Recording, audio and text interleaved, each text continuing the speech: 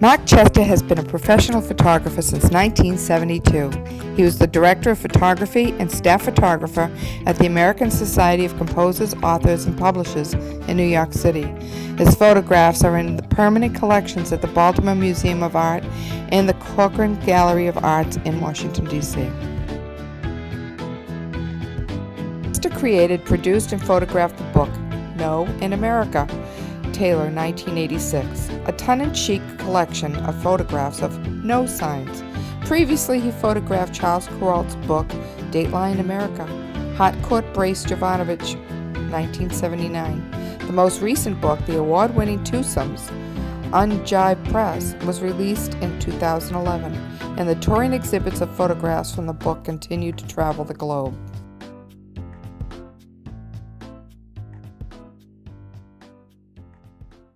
Well, when I was living in California, in Northern California, I was hired as a correspondent for a travel publication that enabled me to travel all over the world as a correspondent and as a photographer. So I learned to write. Yes.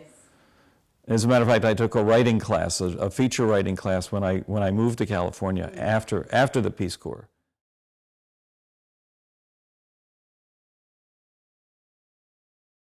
And then I learned that I was colorblind. So I think maybe that's why I take black and white pictures. Really? I think so. So all my photographs are black and white. To me, it's really the relationship between people. It's the juxtaposition, and color, I don't react to color. You know, black and white is not normal because we don't see in black and white. I believe dogs see in black and white. Yes. I bark a lot.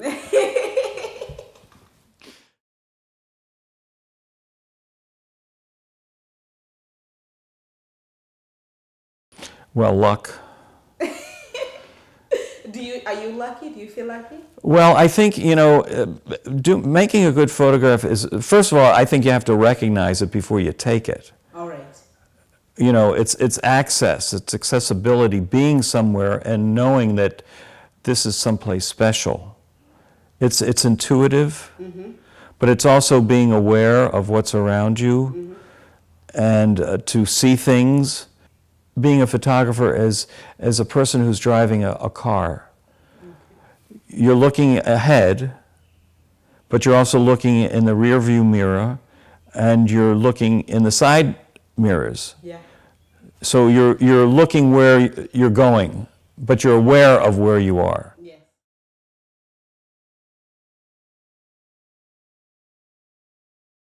Well, let's talk about these photographs. Let's start with the, what is that? Models? Yeah, models. Models. I'm glad you chose that one. Why? Because there's a story there. All right. Talk to us about it. So, I was visiting my cousin in Baltimore. And she said, why don't you take a ride with me? I'm taking Ben to the school bus. Yes. So, my second cousin is this little kid here. Yes. And he met up with all his other students. Yeah. And my cousin and I are just sitting in the car, waiting for the bus to come and pick them up. Yes. And I'm just looking at them, and they're so dressed up elegantly like a model. They look like models. And the idea of the models are models for a housing development down the road. So that's the sign for model homes. Yes, yeah. So the fact that you have this group of kids who are so dressed up and look like models, it's kind of a play on word for 2 months. And we have Let Me Sleep on It. So it's really people, photographs of people sleeping all over the world. I love how your ideas, they sound very simple, but they're very impactful. Yeah, well, they are simple, I think. Yeah, thank you. Yes.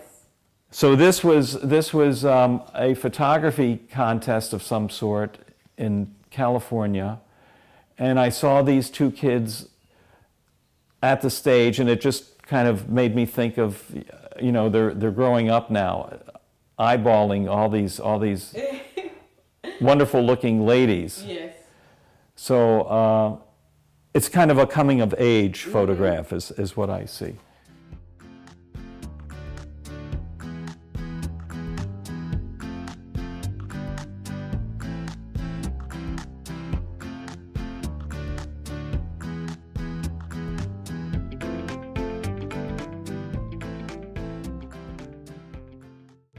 Mark has traveled around the world documenting life's good and devastating moments.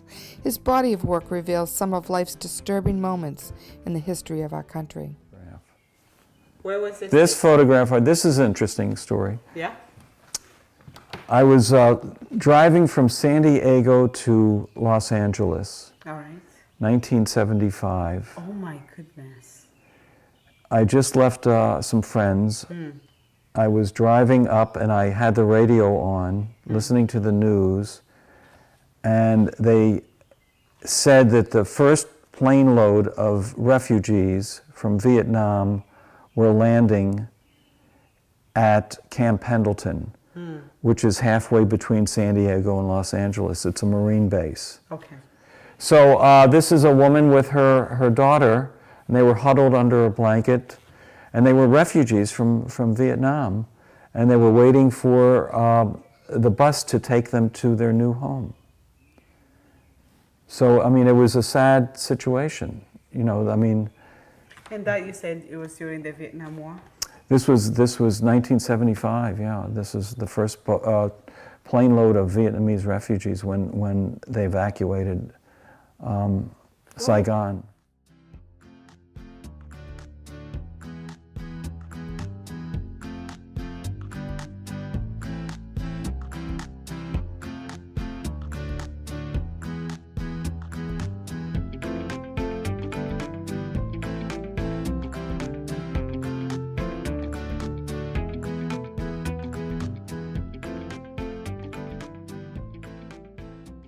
So I'm a son of an immigrant, but I never really identified with that. Oh, right. Because I was born here, and I was born in Baltimore, Maryland.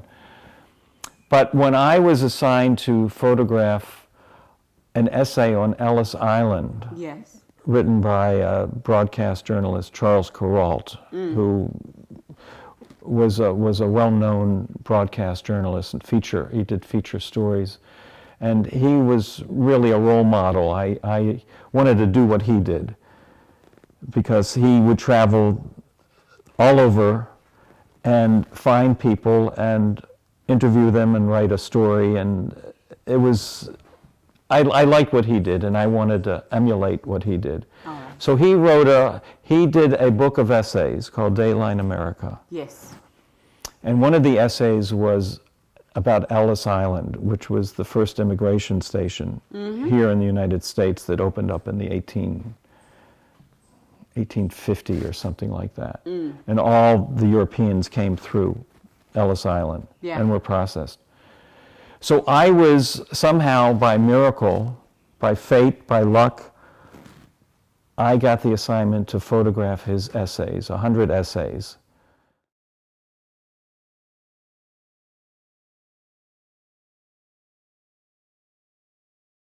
And then the census was taken in 2010. I saw that there were nationalities from all over the world in Massachusetts, and that kind of gave me an idea to do this project. So for the last 4 years, I have been traveling all across the state to meet people from all over the world who have become naturalized citizens. As of today, 2016, I have photographed 185 countries.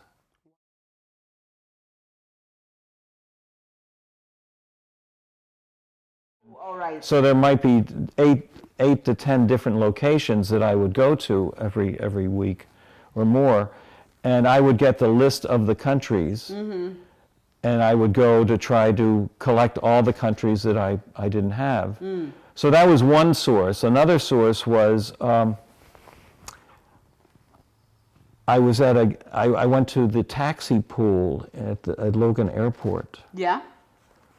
I had met a taxi driver. I'm driving in East Boston. Yeah. I'm at a red light. Next to me is a taxi driver. Yes. I turn around, he turns around, our eyes meet, and he looks like he's from another country. Yeah. I roll down my window, he rolls down his. I said, "Where are you from?" And he said, "The Congo." I didn't have anybody from the Congo. So you said. So I said, "So I'm doing a photo project, I'd like to talk to you about it." He wrote down his number, he got out of the cab, this is all at the red light, hands me his number and his name, and then gets back in the cab, and he asked me to follow him to the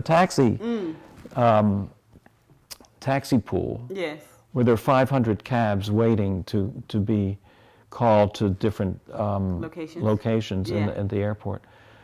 So I called him a week later. Did your mom ever warn you never to talk to strangers? No. No, we didn't have any fear of strangers at all. It was just, Wow. It was more interesting.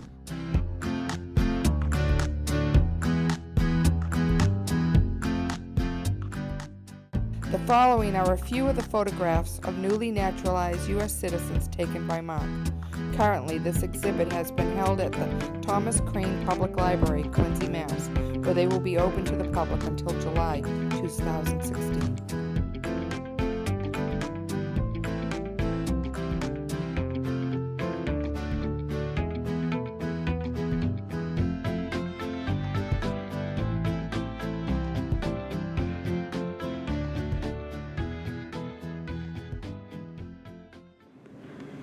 Very blessed.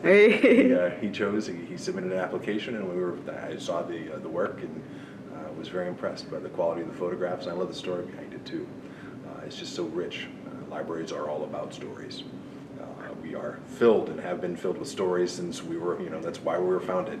And we are a city of immigrants. There are so many stories in the immigration stories. So many of us, I would say the vast majority of us, are immigrants from somewhere else. And Mark has captured the faces, the likenesses, and a little glimpse of the stories for so many amazing people. I'm envious. I was listening to Mark speak about these stories, just about meeting some of these people and thinking about all the different corners of the world that people have come from, and then we just get to exhibit some of the, just a little bit on our walls here or on our panels. It's really rich. It's definitely an honor to be able to be part of the storytelling that Mark is doing with his book and with this exhibit today.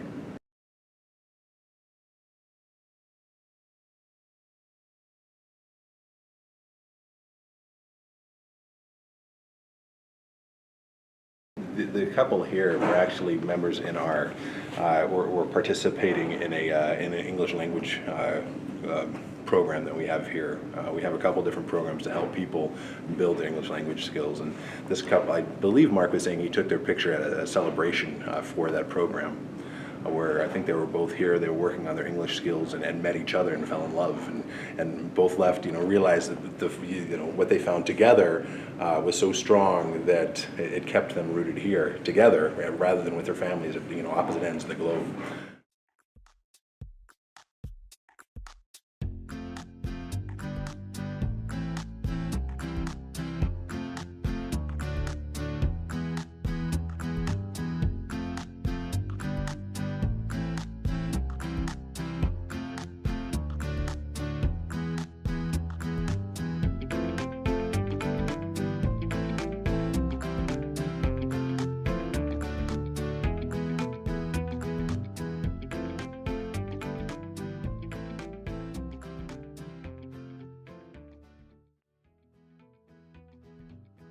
Mark Chester's Diversity Project will be available to the public in Bridgewater Library, Bridgewater, Mass. From July to August 2016.